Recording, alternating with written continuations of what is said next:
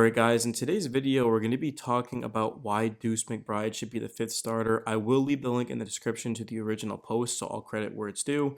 Let's get into it. So the first point is saying that Mike Brown, as an offensive coach, has always pushed the pace and gotten out in transition, and that doesn't really fit in with what a double big lineup does.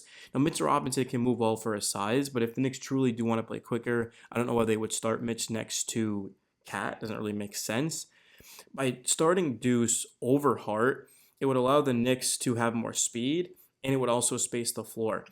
This user also even said that starting Josh Hart was and is a mistake because offensively it hurts spacing, and defensively Hart's impact is declining. Rotation-wise, putting Hart in the starting five also leaves the bench undersized McBride, Brogdon, and Clarkson. The data from last season backs this up.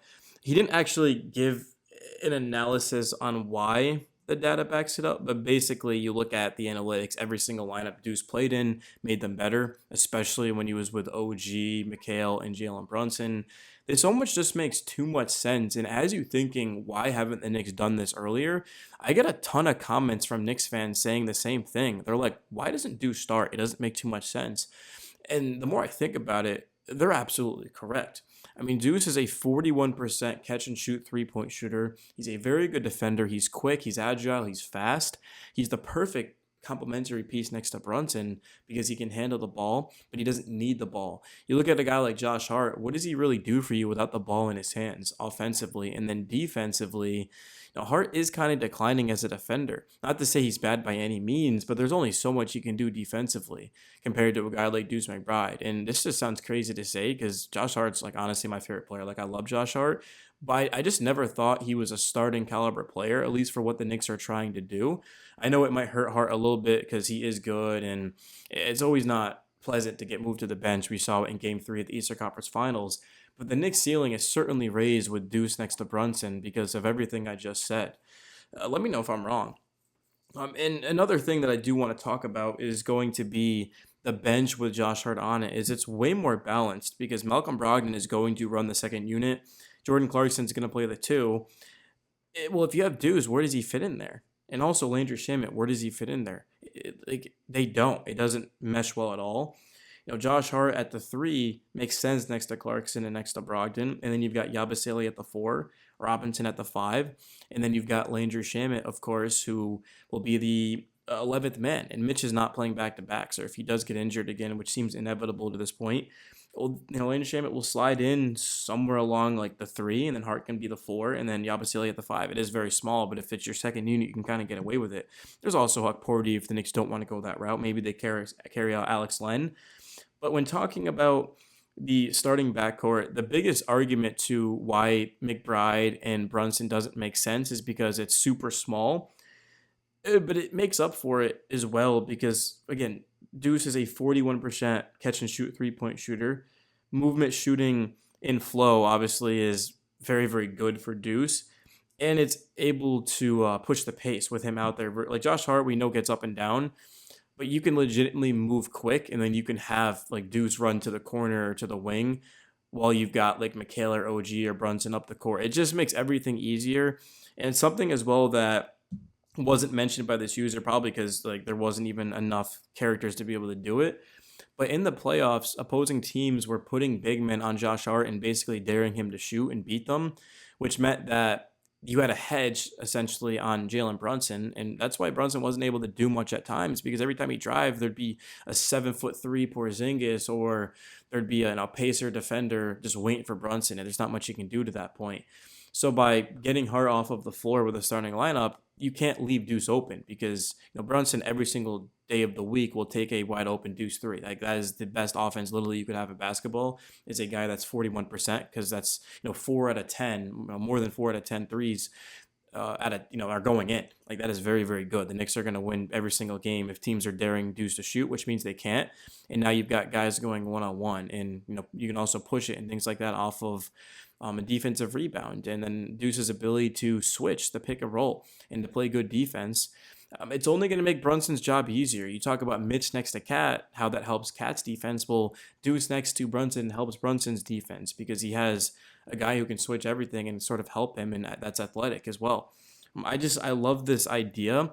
And I think that's honestly why Mike Brown said yesterday in his press conference that he's not exactly naming the fifth starter right now because he wants to see how it plays out in camp. You have to understand that the Knicks are certainly going to look at Deuce in the starting lineup, and they want to get it done as soon as possible so that way in the preseason they can mess around with different lineups and see what works, because you can't just do it in the third game of the Eastern Conference Finals. The reason why Tibbs got fired, or at least a large reason why Tibbs got fired, was because he didn't experiment with this stuff and he didn't go deep into his bench until it was too late. Like the damage was already done. Like as soon as the Knicks lost the second game, against the Pacers, because they were depleted from the first game. Or depleted is not the right word, but they were devastated. I mean, that was one of the most gut wrenching losses in Knicks franchise history. Like I still remember the feeling of that game and just being absolutely stunned when Halliburton made that three. And then in overtime, the Knicks had a chance to make it not be remembered, but they didn't. It made no sense. And of course, there were certain things that Tibbs did as well, not making adjustments. It didn't seem like the Knicks got better game by game. In the third game of the series, it took Cat having a miraculous second half. Yeah, I mean, of course, I'm sure you guys all remember Cat having one of the greatest quarters in not even Knicks history, but NBA history. Put the Knicks on his back, and then the Knicks lost Game 4. They ended up getting Game 5, and then they ended up losing the series in Game 6. Obviously, it's not all in Tibbs. I mean, I'm not trying to scapegoat him or anything, but I think the biggest reason why the Knicks came up short was just because they didn't have the right game plan as the Pacers did. Like Rick Carlisle just absolutely outcoached Tibbs. Game 1, when the Knicks had that choke job, there was a lot of inbound plays that didn't make sense that led to nothing. The Knicks were also just very, very unprepared for looks that the Pacers were giving the team, and that comes down to coaching. So I think with Mike Brown, his plan again is to just go deeper into the bench and to play quicker, and to make sure that there's no liability on the offensive side of the basketball. The Knicks know that, hey, look, we've got Brunson and Cat. There's only so much we can do around that. But offensively, there's no reason at all whatsoever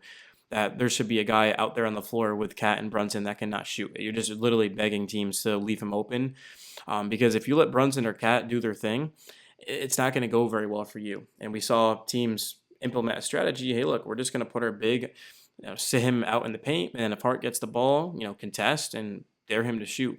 But once Mitch was out there, it creates second chance opportunities. Also, his screen setting ability, he can roll the basket. There's just so much good things that Mitch can do. But I do like having him off of the bench with Yabusele and Josh Hart. I think that almost makes too much sense. I am worried about the spacing with Mitch and Hart, but you can kind of get away with that against second unit teams if we're being real. And Brogdon and Clarkson are so just savvy to the point where they're going to be just fine. I think that's it.